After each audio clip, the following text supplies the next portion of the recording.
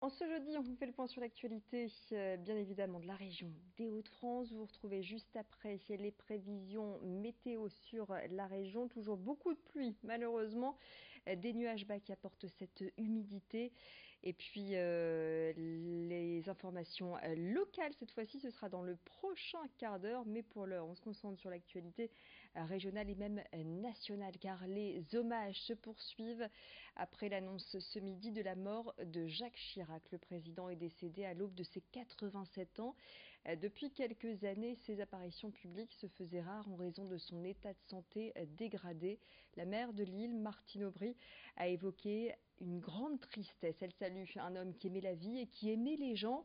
La maire de Lille souligne également le fait que malgré leurs désaccords, Jacques Chirac a su se mettre, je cite, à des moments cruciaux à la hauteur de l'histoire. Autre réaction près de chez nous, c'est celle du sénateur Les Républicains Marc-Philippe Daubresse, l'ancien maire de Lambersart et ministre délégué au logement et à la ville, a tweeté: immense tristesse d'apprendre la disparition du président Chirac qui aimait les gens, profondément humain, avec une vitalité exceptionnelle. Il y a 15 ans, il nous a constamment soutenus avec Jean-Louis Borloo pour le plan de rénovation urbaine qui a changé la vie dans les banlieues.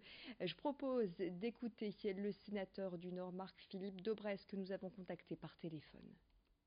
Dans la région, il est venu souvent. Il était évidemment un grand admirateur du général de Gaulle. Il est venu souvent dans ma circonscription, dans la maison natale du général. Et en même temps, il aimait la foule. Donc, il aimait discuter et boire une bière avec tous les habitants. Donc, quand il est venu dans la région, c'était un homme qui suscitait l'enthousiasme sans aucun problème. C'était un homme qui avait la convivialité et la chaleur humaine des gens du Nord.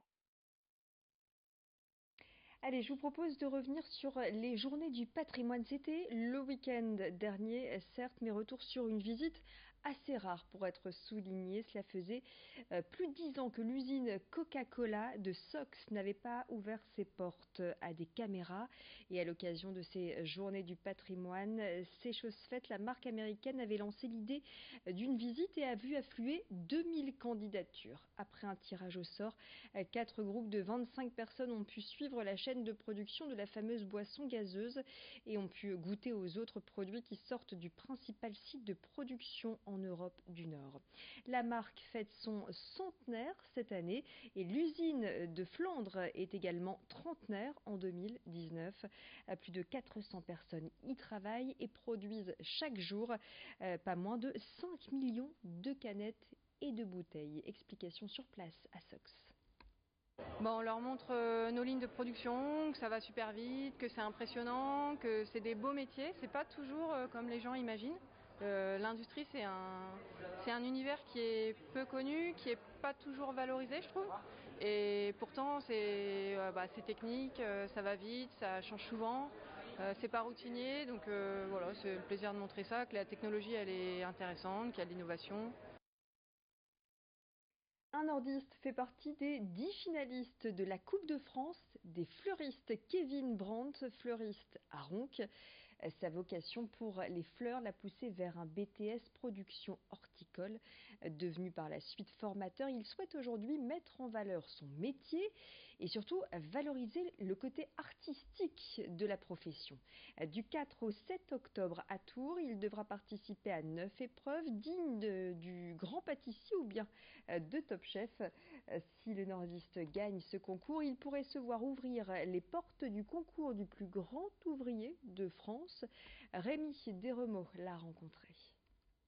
Chacun a sa petite touche, donc c'est vraiment l'appréciation du jury qui va faire que ça pourra différencier. Je sais que tout le monde a un très bon niveau. Après, j'arrive à bien gérer le stress, à bien gérer mon temps. Je pense que c'est peut-être mes points forts. Hormis tous les autres gains qu'on peut avoir grâce aux sponsors, c'est essentiellement une place pour les meilleurs ouvriers de France. Mais voilà, moi c'est mon objectif de carrière, les meilleurs ouvriers de France.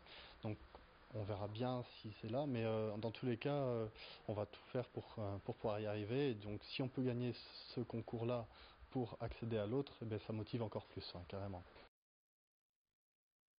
À Lille, le printemps fête son 125e anniversaire et à cette occasion, l'enseigne organise de nombreux événements comme un défilé à la CCI de Lille ce jeudi au profit de la lutte contre le cancer du sein. Le magasin a aussi décidé de se renouveler, de se lancer vers de nouveaux marchés, notamment celui de l'aménagement d'intérieur, du lifestyle, de la déco ou encore du design italien, ou une boutique de soins Aromazone spécialisée dans le faire soi-même. Explication recueillie ce matin par Vincent Vieillard qui s'est rendu au sein de l'enseigne de la rue Nationale. Le magasin de Lille, c'est notre flagship, c'est notre plus grand magasin en surface, notre plus beau magasin et notre plus gros magasin en chiffre d'affaires. On a une conjonction d'événements aujourd'hui qui se fait puisque après avoir rénové ce magasin il y a quelques années, aujourd'hui nous sommes dans un renouvellement à la fois d'offres. Nous ouvrons aujourd'hui avec notre partenaire Aromazone. Nous avons ouvert un corner Made in Design qui est le nouveau partenaire printemps de vente en ligne mais aussi en corner et qui est le leader européen de vente en ligne de design. Et puis nous ouvrons demain le Café Méo, qui est un partenaire historique sur l'île, en tout cas un point historique sur l'île, et nous avons le plaisir de l'ouvrir demain. Donc voilà le renouveau du printemps Lille aujourd'hui qui marque le départ de ces 125 ans. Voilà donc pour cet anniversaire. Et puis la place Pierre de Santignon inaugurée hier soir sur le parvis d'Eura Technologies à Lille. Martine Aubry a rendu hommage à celui qui fut son bras droit. La maire de Lille était accompagnée du président des Hauts-de-France, Xavier Bertrand. Et ce n'est pas un hasard si le parvis d'Eura Technologies a été choisi pour porter le nom de l'ancien premier adjoint à la mairie de Lille. Pierre de Santignon était à l'origine de la création de ce pôle d'excellence et d'innovation dédié au numérique. Aujourd'hui, avec 300 entreprises et plus de 4000 salariés, Eura Technologies fait rayonner la French Tech régionale et permet à de nombreuses start-up de se développer. Pierre de Santignon est décédé le 9 mars dernier à l'âge de 70 ans. Image signée Xavier Silly. C'est la fin de cette édition régionale. Vous retrouvez l'édition locale, l'information plus près de chez vous dans le prochain quart d'heure. Mais tout de suite, la météo.